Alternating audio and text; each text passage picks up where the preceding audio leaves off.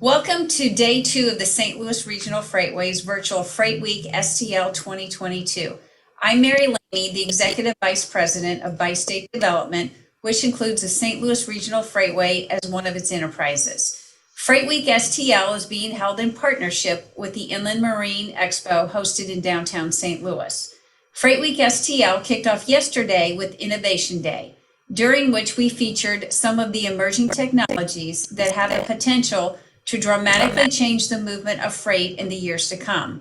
Our sessions focused on the advances being made by the St. Louis startup Intermotive Autonomous Rail in the development of an autonomous zero-emissions rail car and the latest on the proposed container-on-vessel service to the Midwest. In today's session, you'll gain insight into APM Terminals' global operation of one of the world's most comprehensive port networks and the role the St. Louis region is posed to play when its new container-on-vessel port becomes part of the network. Before we dive in, we'd like to start with thanking our sponsors. This year's presenting sponsors include Burns McDonnell, Castle Contracting, Ameren, Illinois, the Jerry Costello Group, and Crawford Murphy Tilley. Our supporting sponsors are the Boeing Center, Design 9, and the Hauser Group. And our associate sponsors for this year include the Southern Illinois Builders Association and Southern Illinois Construction Advancement Program, Terracon, and CDI. Our panelist today is Brian Harold, Managing Director of APM Terminals. Welcome, Brian, and let's start with a quick introduction of your background and your organization. Hi, Mary. Thank you. It's a pleasure to be here. My background within the organization is I started in the industry back in 2002 with Maersk, with Maersk Sealand at the time in Europe, in Central Europe. I was based in Prague in the Czech Republic and focused on intermodal rail, so connecting European ports, North Europe, to main population centers in Central Europe, Central and Eastern Europe. Went to the Port of New York, New Jersey in 2004, and I spent about 7 years there, where ultimately I was responsible for day-to-day operations, labor relations, and development of our facility up there. And then I came to Mobile, and I've been the managing director of APM Terminals Mobile since 2010, and within that time, I've also taken responsibilities over APMT's interest in the Gulf region, which, in addition to Mobile and our interest in some inland ports and things, it also includes our development and hopefully future development, continued progress in our new port facility in the Port of Plaquemines, Louisiana. So let's talk about your customers. APM Terminals serves 10,000 customers around the world who move product through the 76 terminals in APM's global network. Tell us a little bit more about APM Terminals and the customers that you serve. Well, APM Terminals, as a terminal operator, our direct customers mainly are the steamship carriers, right? And that's especially true in the United States. So the vast majority of our direct contracts are with companies like CMA CGM, MSC, Hapag-Lloyd, Maersk, right? The major steamship lines. And then, of course, we have indirect relationships, and really it ultimately becomes more of a customer and service provider relationship with the BCOs, the major BCOs, the big shippers, and the companies that are filling the containers each and every day. And those cargoes can really range from just about anything that you can fit inside of a container, from retail products, automobile parts and supplies, you name it, right? Resins, cotton, anything and everything that you can put inside a box. Those are our customers. Brian, so help us out. What does BCO stand for? BCO is a beneficial cargo owner. So any company that ships cargo, whether that's Hyundai Motors, Walmart, the company that's actually shipping the cargo is the BCO. Sorry about that. All right. Your existing operations in Mobile, Alabama on the Gulf Coast are already a major gateway to the population centers in the Midwest. What can you tell us how your terminal there is providing a competitive alternative to congested East and West Coast ports and helping to improve the overall supply chain flow? This is something we've been working on for a long time. And I think that more recently, the supply chain challenges around the world have started to put a little bit more highlight on places of different routings. So what we're doing to help alleviate some of the stress is the Port of Mobile has excellent railway connections. We have 5 Class 1 railroads that have direct access into our intermodal rail facility in Mobile. And that facility has a tremendous amount of throughput capacity. The Canadian National, as an example, provides daily intermodal rail service to Memphis, Chicago. They can get and access other markets such as Detroit. And the transit time, and this is what I think is the value proposition. It's what a lot of shippers I think are starting to realize, is that moving cargo in from Asia, as an example, right, being the biggest trade lane for the United States, it's not a hugely different transit time when you come in and you have a ship go through the Panama Canal and connect in through the Gulf and put cargo on the rail and get to places like Chicago and get to Memphis. These are, especially with some of the challenges on the West Coast as far as vessel wait times, it's just as fast now to move a container through the Port of Mobile for cargo coming from, say, Shanghai, going to Chicago, as it is for cargo coming through the Pacific Northwest, Southern California. So, Brian, why aren't more people taking advantage of that right now? Well, I think that there's a couple things. First of all, the amount of volume that is moving on that trade lane is growing tremendously. We grew well over, we more than doubled the amount of cargo that we move on the rail via Mobile just last year. And that number is set to probably double again. So it's really moving in the right direction. I think that in general, shippers, they get used to their supply chains, right? Supply chains aren't extraordinarily nimble, especially for large companies. They can't just shift on a dime. They have contracts with various steamship lines, and those steamship lines have contracts to move X amount of cargo through various ports. They have berthing windows where their ship actually has a window to get in and get service, and they have contracts with railroads too. So it's just not something that's very simple. So most contracts that a BCO would have with the steamship carrier is annual. So now we're seeing, especially some of the big shippers that started using Mobile last year, right? And now as we move into this contract year, it looks like those volumes are going to continue to increase. So let's talk about the container on vessel service. APM will be the operator of the planned container terminal and intermodal rail facility at Plaquemines, which is located in southern Louisiana. And your organization is also part of the development team for the proposed new container on vessel port being developed in Herculaneum, Missouri, just south of St. Louis. Tell us about the relationship between the two ports and what ingredients are essential for a successful partnership. I think there's a few things. First of all, just to touch on a bit about the Plaquemines project and why we see value there. The usage of the inland waterways as it relates to containerized cargo in the United States is there just isn't very much moving on the rivers right now, right? And I think that is something that everybody recognizes. There's potential there.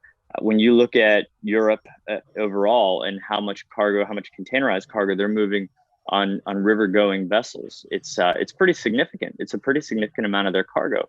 Whereas in the United States, like I said, it's not very much.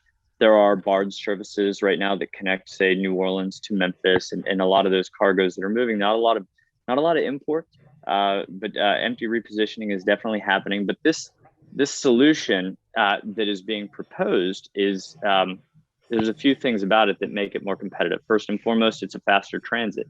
So round trip from, say, Plaquemines to Memphis is 7 days, right? Whereas on a traditional barge service, it's about double that, right? So we're going to be able to reduce the transit time going up the river very significantly. And this is something that has been a detractor in the past, because just as we talk about with Mobile and the transit time, right? There are a lot of misconceptions, I think, among the supply chain of just in time, and if it's a difference of a day or two, that there's a big impact there. Well, I think what shippers are finding out now, especially, is that transit time is important, but consistency is even more important. And I think that is what is most important when we talk about the relationship between Plaquemines and Herculaneum.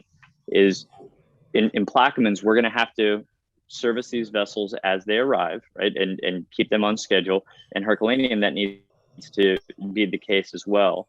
Because if we can jointly show between our two ports that when someone's cargo arrives in Plaquemines, that we can have it in St. Louis, in Herculaneum rather, consistently within a certain transit time, and they can depend upon that week after week, day after day, then that's something that they're going to continue to grow, right? Especially when we talk about the congestion that we're seeing right now, especially from the West Coast.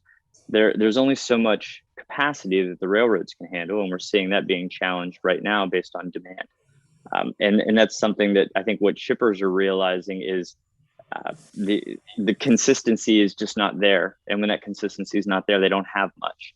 So if we can show a consistent service on a mode of operation that doesn't have to depend on the rail, and of course, we're not talking about even a huge percentage of what moves on the rail today, because that amount of cargo is just tremendous. But even if we can supplement that, those supply chains for certain shippers and get this thing proven, then I think the sky's the limit. So how is APM working with the global shippers to integrate the proposed new container and vessel service with Midwest manufacturers and producers who will utilize the new port in the St. Louis region? And then what other Midwest ports will be part of this initiative? So we've been engaged with a number of shippers already to start marketing this service. However, we're still at the very early stages of that. What we've seen to this point is very encouraging responses, though. When the general message from shippers is either, yes, we want to participate in this, or you can prove to us that this is a reliable service, then we will participate in it. So we already have some guaranteed contracts especially on the backhaul side, on the export side, southbound going back to Plaquemines, which is very encouraging. And then as we get a little bit further down the road here, and we get everything situated, we have certain milestones that are about to be met within the project. And as those milestones are met, then we'll be able to take these commercial efforts into second gear. And so, obviously we're talking about the St. Louis region, but at the same time, we are partnering with our sister ports. Can you talk about the importance of having multiple ports participate in this and supporting this type of a new service? Sure, absolutely. Well, I think that the more ports that we can touch here, the more locations, more shippers ultimately we can serve, right? And just like anything within supply chain, the more that you can generate volume, the more sustainable things are, right, at the end of the day, because volumes for various shippers are going to go up and down, right? There are going to be ebbs and flows within their business, and you really want to have diversified amount of cargo across multiple shippers in each port, but then also going to multiple ports, just like you see with main steamship carriers today, right? A vessel comes from Asia into the Gulf of Mexico. It's not just going to Mobile and going there and turning around and going back, right? They're going to Houston, they're going to New Orleans, Mobile, Tampa, Miami, some combination of those ports before they go back. So we want to be able to touch a number of different locations. To go back to your earlier question, we've got a number of dots on the map right now that are being targeted. Memphis being one, and Herculaneum, those both being part of phase one.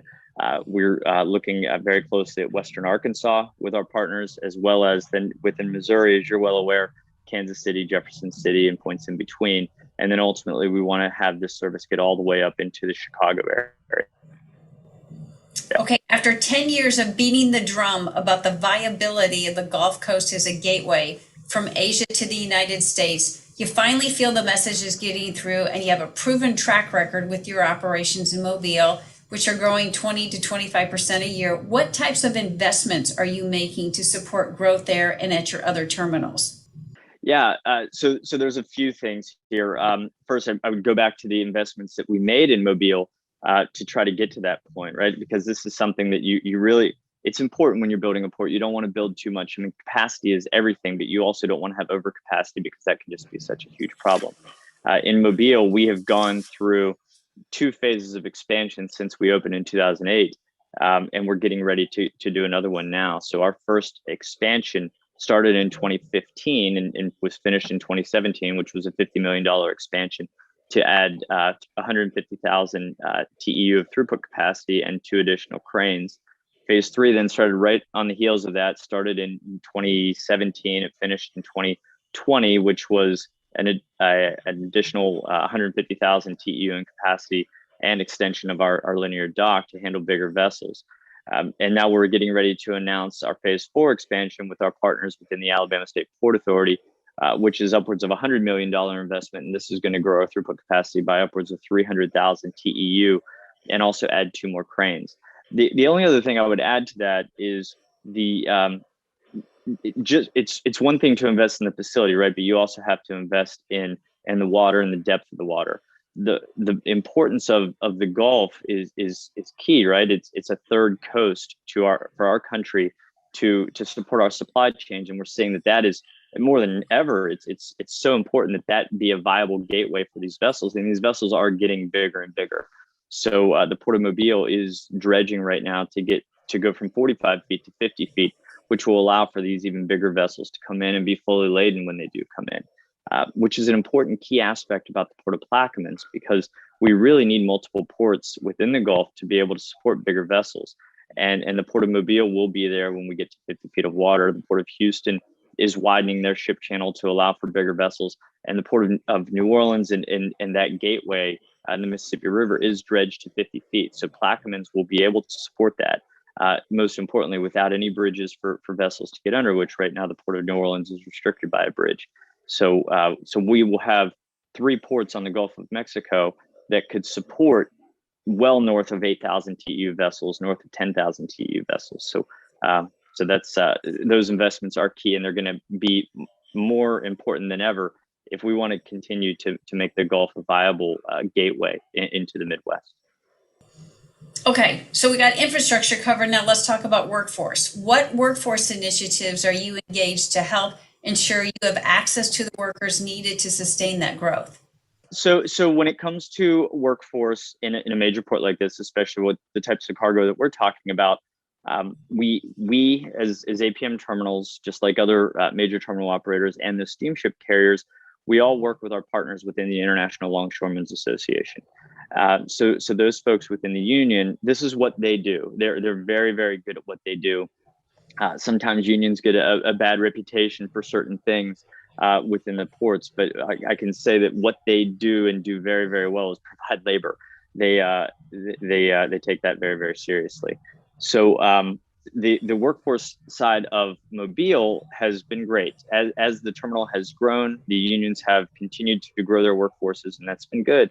I think that one thing that's positive about the waterfront jobs, especially on the seaports, is that the wages are quite good. So even amid the global pandemic and all the challenges that places were seeing with workforce, we didn't see that in a lot of our major ports, right? So people that come to work at the ports tend to stay because it's really geared around building your seniority and things like that, especially on the Eastern Gulf Coast. So on Mobile side, we've been in good shape, and we still look good continuing. As far as Plaquemines goes, this is a bit of a different dynamic because it'll be an entirely new workforce, right? That the International Longshoremen's Association will have to help raise. Now, the Plaquemines area is an area that there's a lot of industry, right? But it's a place that's also been built around the oil and gas industry, which is an industry that's obviously not doing very well right now. And there are a number of people there that are in need of jobs, and that's something that we can come in and help provide. So it's actually an interesting situation in that there are already existing workforce there trained for industrial type positions, like working on a major seaport. So our early indications in working through the state government, working with the local, the parish government, and working with the International Longshoremen's Association is this is going to be a really positive thing for the community, and we don't see a huge challenge in raising the workforce there. Okay. Is there anything else we haven't touched on that our viewers today should know, or any final comments? Well, I think that when it comes to inland ports, when we talk about Herculaneum as an example, there's just some key things and key factors that I think people need to be aware of, and things that need to be managed properly. Certainly, engagement with the chassis providers is very key, right? We can get all the cargo on the river and get it up to Herculaneum, but if there are no chassis to move these containers, then we've got a major problem. There have been chassis shortages across most major ports amid this supply chain crisis, which, quite frankly, is to be expected, given the fact that nobody really saw this coming, and there are only so many chassis. But hopefully, and we're starting to see things hopefully normalizing a bit here, and certainly over this year, we all hope, have our fingers crossed, that things are going to start getting back to normal. And with that, partnering with the chassis providers, your big chassis providers, are going to be key. So making sure that that chassis pool is there is important. And then also just making sure that the trucking community is well engaged. I know that in the St. Louis area, there's a very strong trucking community. So the trucking associations, making sure that they're well aware of all the plans and that they're really partners in all this to make sure that that support is there for the shippers to make sure they have access to their port, to their cargo rather there in Herculaneum is going to be key. All righty. Well, thank you, Brian. We appreciate all your collaboration, not just with the St. Louis region, but all the Midwest ports and with our development team. I think it's clear from today's discussion that working with APM Terminals delivers many benefits for the beneficial cargo owners, and it's exciting to think that the proposed new container on vessel port in the St. Louis region will add value for this critical audience as part of that network. We look forward to seeing how it takes shape over the next few years, and we thank you for joining us today to provide this excellent overview. I'd also like to give a final thank you to our sponsors for FreightWeekSTL. Their support makes it possible for us to continue to deliver the great content that is the hallmark of this annual conference. FreightWeekSTL continues tomorrow at 9 a.m. with our next session highlighting the global connectivity available through Union Pacific's dedicated rail service to the ports of Los Angeles and Long Beach, the largest U.S. port complex. Attendees will also learn about the operations at the UP Intermodal Yard in Dupont, Illinois, and the capacity UP has to serve more customers. A second session at 11:15 a.m. will highlight the significant investments underway at 3 Midwest ports and other improvements being studied by the U.S. Army Corps of Engineers that together will facilitate an increase in barge services and deliver cost efficiencies that drive profitability for the industry. And we encourage you to share links of any of our Freight Week content with others who may be interested.